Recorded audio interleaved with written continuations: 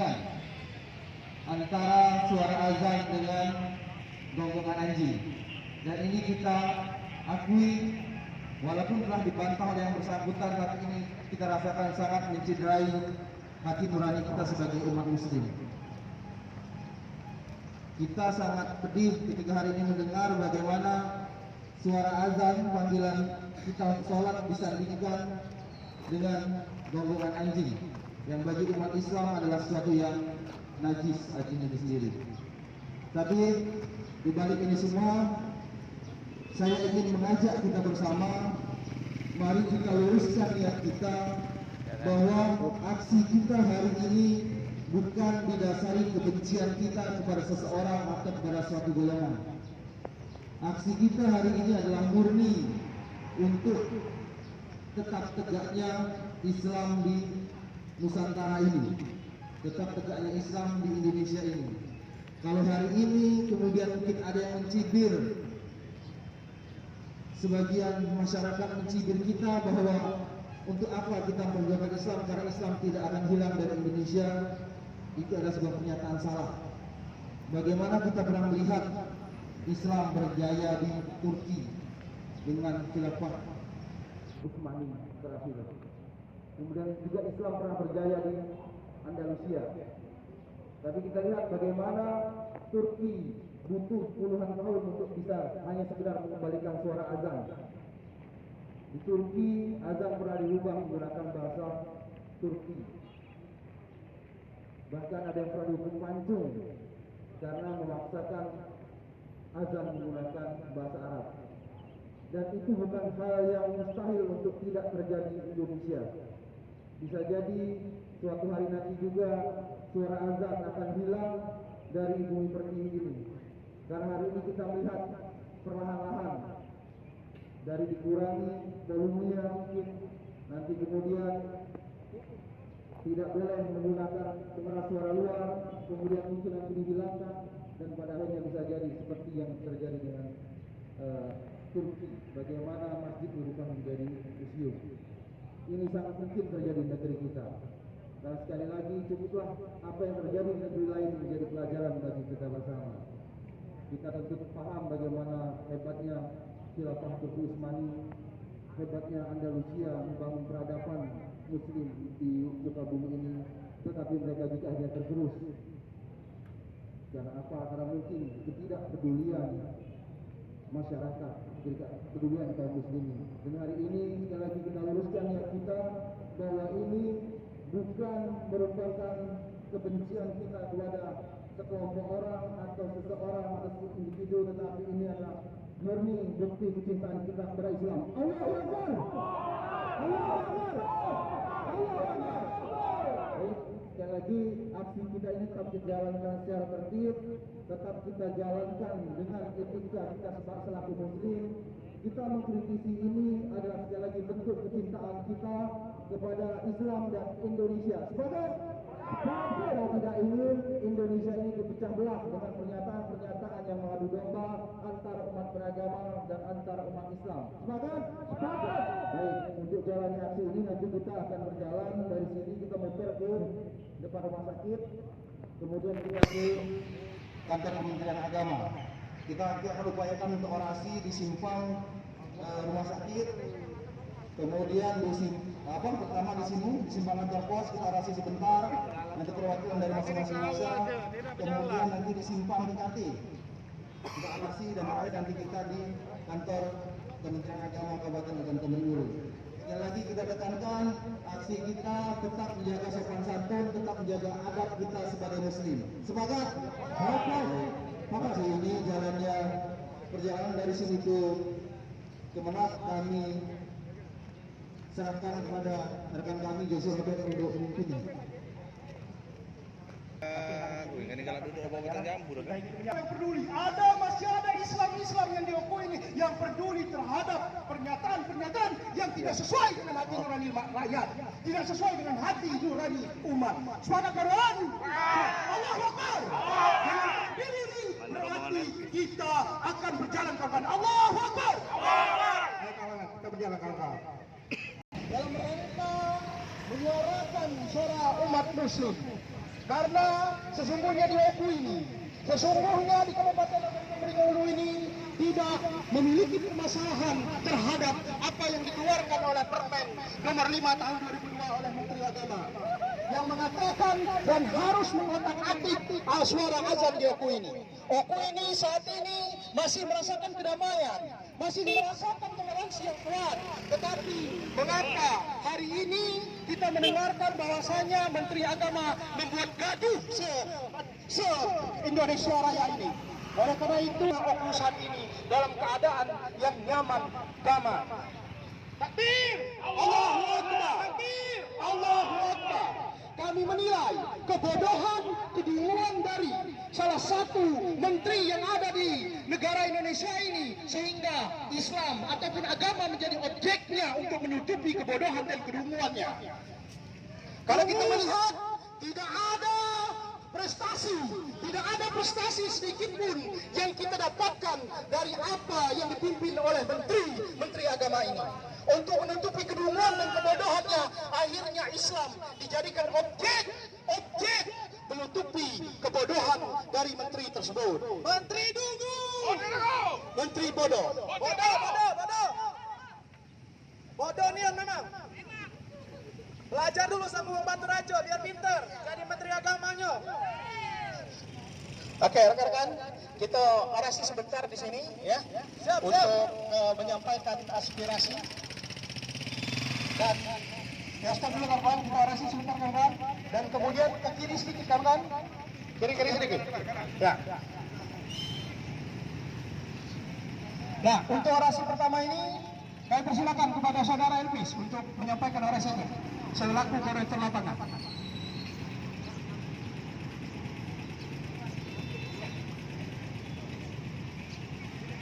Assalamualaikum warahmatullahi wabarakatuh. Hidup umat Islam Baturaja. Jadi kesempatan ini kami datang berkumpul untuk aksi ini, aksi damai ini tidak ada yang memanggil, hanya nurani yang memanggil. Jadi dalam kesempatan ini juga kami meminta kepada pemerintah Kabupaten Oku, terkhusus Kemenag, Kementerian Agama Kabupaten Oku untuk menyampaikan kepada Kementerian Pusat untuk mencabut permen nomor 5 itu, Pak. Karena kami tidak butuh permen itu. Kami butuh permen yang manis-manisan. Betul kan, kawan?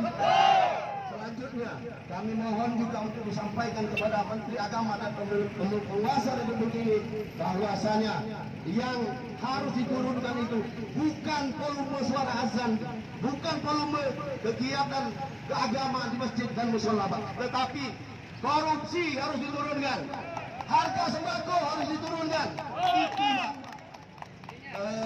harga minyak goreng itu diturunkan, Pak.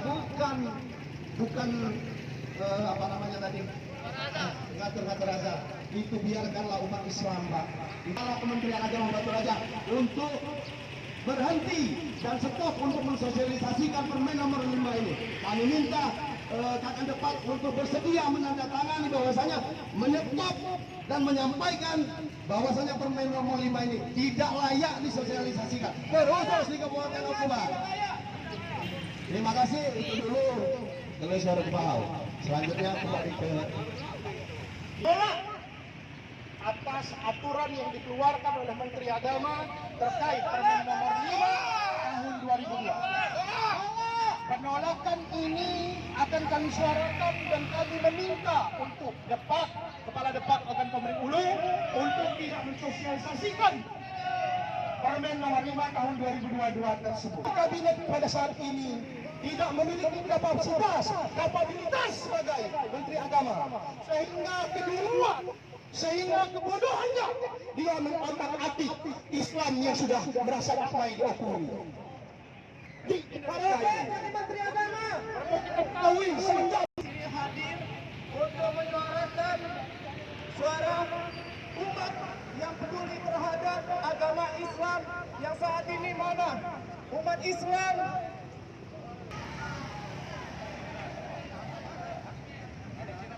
jangan sampai aparat kita susah kepada kita.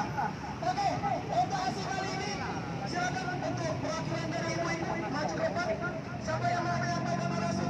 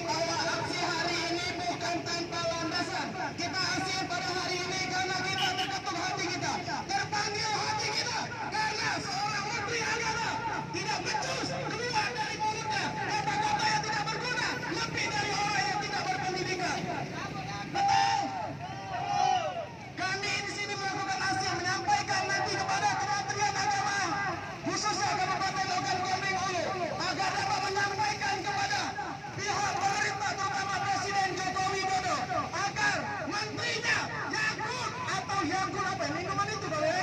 Yakult itu harus mundur, setuju?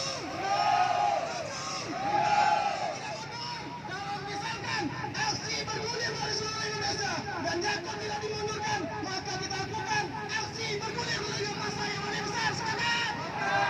Oke teman-teman, kita lanjutkan aksi kita menuju ke kantor Kementerian Agama. Di sini ya. Padahal menurut Menteri Agama kita lebih dari suara anjing yang menggonggong.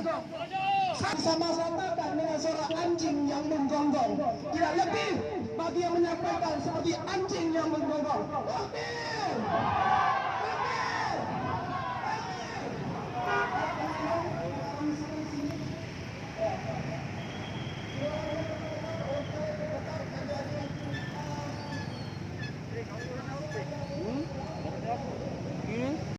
Di kantor Kementerian Agama ini untuk bersama-sama mengingatkan, bersama-sama kita menjaga Islam ini agar tidak hilang dari bumi Nusantara ini, agar tidak hilang dari NKRI ini.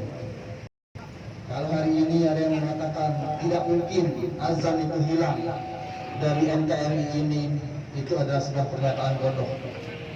Mengapa kita bilang bodoh? Khilafah terakhir umat Islam adalah khilafah Turki Utsmani.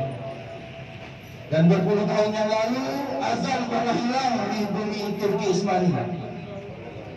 Azan pernah hilang di Andalusia dan hingga hari ini belum diperbolehkan azan itu. Dan tidak mungkin tidak terjadi di Indonesia pun bisa seperti itu ketika kepedulian kita umat Islam ini tidak kita hadirkan hari ini di Kabupaten Ogan Komering Ulu ini. Kita hadir bukan karena kebencian kita kepada seseorang, bukan karena kebencian kita terhadap sekelompok orang, tetapi kita hadir hari ini karena kecintaan kita kepada Islam, kepada NKRI. Semangat kawan-kawan! Kita hadir hari ini membuktikan inilah sumbangsih kita kepada Islam dan Indonesia. Kita ingin menjaga Indonesia ini agar tak utuh dalam naungan Pancasila, dalam kebersamaan Islam. Kita tidak ingin kemudian umat Islam ini diadu domba dengan umat-umat agama lain. Dan hari ini arah itu sudah tampak. Hari ini kita melihat bagaimana suara azan disandingkan dengan gonggongan anjing oleh orang tertinggi, pejabat tertinggi di Kementerian Agama. Ini adalah sebuah pelecehan bagi kita. Inilah yang buat hati kita hari ini terpanggil. Kita hari ini hadir di sini. Betul, ketika orang menyatakan bahwa aturan suara azan ini telah ada sejak tahun 1978. Kita tidak menafikan itu. Tetapi ketika hari ini peraturan tahun 1978 tersebut belum dicabut, timbul peraturan baru nomor 5, surat edaran baru nomor 5 tahun 2022. Banyak hal yang kemudian tercantum di surat edaran 78 ternyata tidak tercantum di edaran 2022. Salah satunya terkait dengan durasi waktu.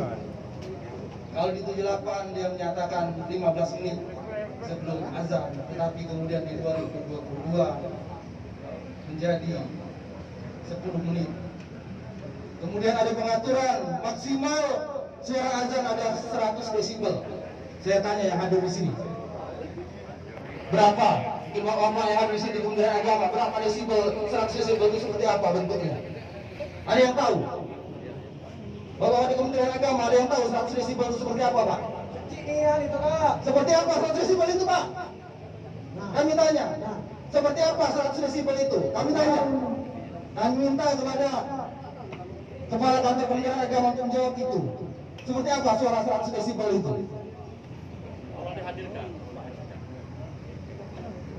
Kalau tidak ada Kepala Kementerian Agama hari ini menerima kami, kita sepakat untuk bermalam di sini, kawan-kawan. Kita minta Kepala Kantor itu hadir di sini, menemui kita. Kita ingin tahu seperti apa 100 desibel menurut dia. Tahu tidak dia? Pasti tidak tahu. Makanya buat aturan. Ketika hari ini 100 desibel itu dipermasalahkan orang, apakah ada yang tahu seperti apa standar 100 desibel itu? Apakah ada alat yang akan mengukurnya? Apakah kita tidak akan di kemudian hari muazin-muazin kita diadukan, dikriminalisasi karena perdebatan 100 desibel itu? 100 desibel itu akan menjadi masalah di tengah masyarakat karena bisa jadi penafsiran berbeda-beda.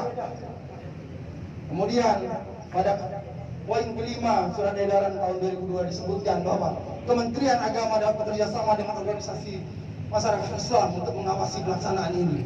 Ini juga menjadi poin untuk adu domba bagi umat Islam. Adu domba bisa jadi nantinya ditafsirkan berbeda-beda. Aturan ini bisa menjadi kriminalisasi, pintu kriminalisasi bagi pengurus masjid dan muazin-muazin kita. Ini yang kita sayangkan hari ini. Kita tidak ingin ini terjadi. Muazin kita bisa dikriminalisasi dengan pasal 100 desibel itu, dengan ketentuan itu. Karena kita semua tidak memahami 100 desibel itu seperti apa.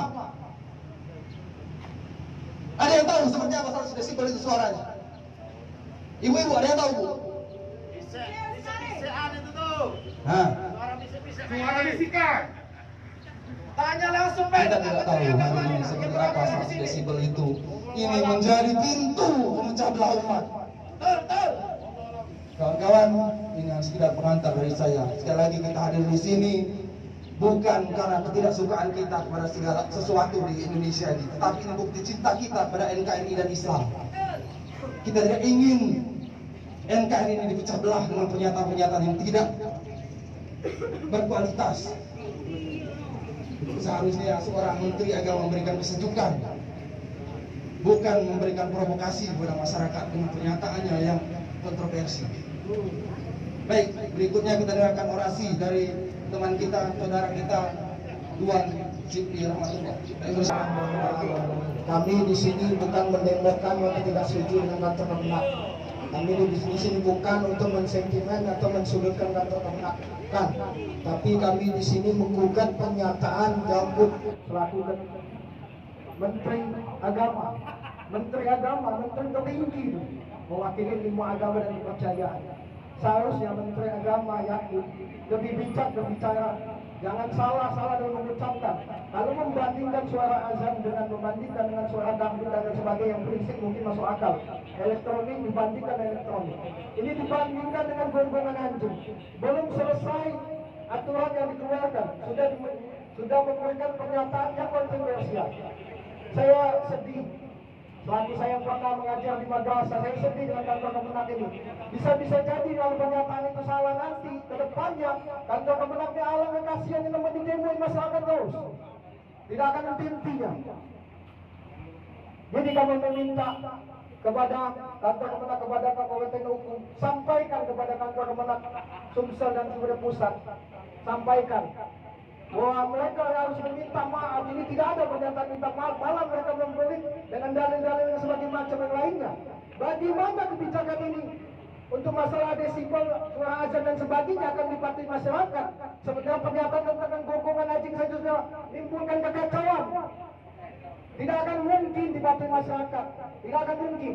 Saya selaku mantan guru tahu, kalau seorang guru, seorang pendidik sudah tidak punya wibawa di depan siswanya, maka tidak akan ada aturan, atau kepala sekolah tidak akan aturan yang akan dipatuhi oleh siswanya. Begitu juga dengan aturan yang dikeluarkan oleh Menteri Agama tidak akan pernah dipatuhi oleh umat Islam, maka akan timbul perpecahan dan pertentangan. Jadi saya semakin melakukan mujahid Kabupaten Oku. Sangat sedih. Kami meminta untuk Kementerian Agama sampaikan keluhan kami, protes kami ini kepada Kementerian Agama Provinsi Sumatera Selatan dan Pusat. Kami bukan sentimen tidak senang dengan Kementerian Agama, bukan. Karena orang-orang di Kementerian Agama ini saudara-saudara saya semua, saudara-saudara saya. Mungkin suatu saat nanti kalau saya mendirikan madrasah atau pondok pesantren, saya akan tetap sowan ke sini. Takzim saya sebagai kepada guru-guru. Takzim. Kita di sini menganggap sebagai kawan-kawan Kementerian Agama, khususnya kepala kantor Kemenak sebagai bapak kita. Kita hormatin sebagai saudara kita sama Muslim. Di sini kami ungkapan bahasa, mungkin bapak-bapak juga merasa tersinggung di sini. Tapi karena kedudukan posisi sebagai pegawai negeri saya paham betul. Kita juga merasa tersinggung di sini. Sampaikan Bapak. saudaraku sesama muslim dan berkenan, sampaikan keluhan kami itu. Mudah-mudahan apa yang kami lakukan ini didengar oleh Kementerian Agama Pusat dan bermanfaat bagi kita, dan tidak ada lagi umat Islam mengeluh dengan pernyataan Yakut dari Menteri Agama Yakut. Harus menjadi hikmah bagi dia, pelajaran bagi dia, iktibar bahwa ucapannya harus dia perhatikan karena dilihat oleh masyarakat. Itu saja yang saya sampaikan. Wassalamualaikum warahmatullahi wabarakatuh. Terima kasih. Tetapi kami mematuhi himbauan dari Bapak Kapolres Oku bahwa silahkan menyampaikan aspirasi, tetapi dengan tetap menjaga protokol kesehatan karena kita hari ini belum pulih dari pandemi COVID-19 ini. Hari ini kami hadir sebagai anak bangsa. Kami hadir sebagai bukti cinta kami kepada tanah air kami. Tetapi bila apa yang kami sampaikan hari ini tidak digubris oleh pemerintah, yakinlah kami dapat hadir dengan jumlah massa yang lebih banyak. Kami sebagai umat Islam hari ini bersama-sama kita menjaga wibawa Islam ini. Kami hadir mematuhi aturan pemerintah. Kami hadir dengan mematuhi protokol kesehatan. Tapi kami juga hadir untuk tidak ingin Islam ini dicidrai oleh orang Islam sendiri. Berikutnya kami persilahkan kepada adinda kami Mulia Ari Ramadan. Alhamdulillah, segala puji bagi Allah atas rahmat dan karunia-Nya. Saya masih diberi kesempatan untuk membersamai menunjukkan keberpihakan saya mengenai SE nomor 5 tahun 2022 yang diputuskan oleh Kementerian Agama. Yang di sini selaku Bapak Yakut, Menteri Agama ya, Bapak Yakut. Aku salah ya. Oke, alhamdulillah. Izin bapak-bapak sekalian, ada juga teman-teman yang sudah hadir pada hari ini. Masih semangat? Oke. Yang mau ganti menang teriak ganti. Yang mau ganti menang teriak mundur. Yang mau ganti menang teriak Allahu Akbar.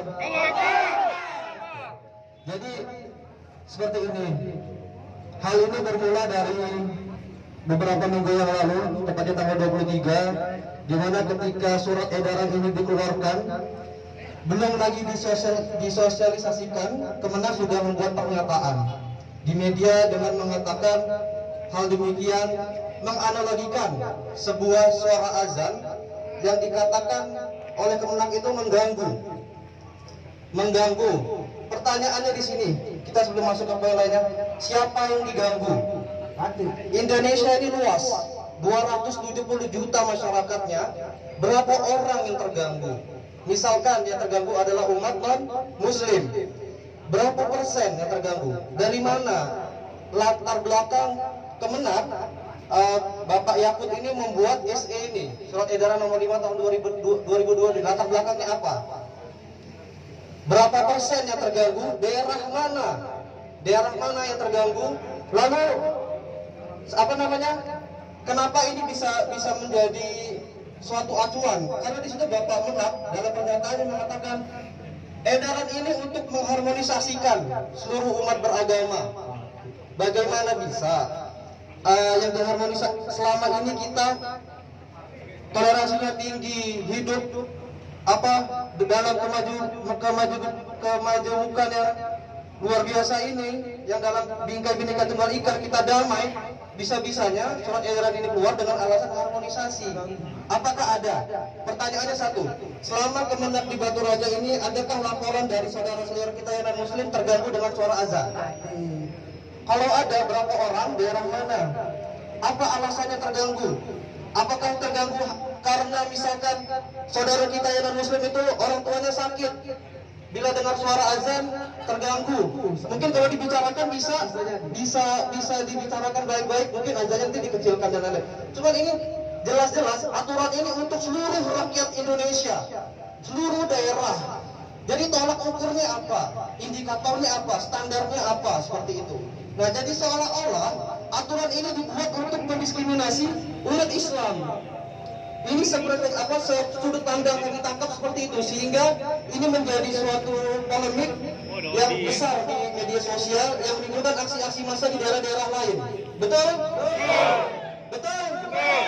Nah, jadi sebijaksananya apabila benar memang ada edaran ini benar-benar dibutuhkan, dijelaskan yang terganggu siapa, daerah mana, berapa persen, atas laporan mana.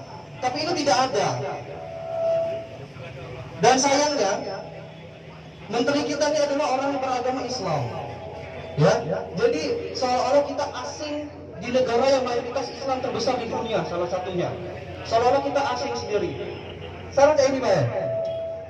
Uang azannya lah ilah, masjid lah para-para, toa lah besar, masih lewat tulah kan?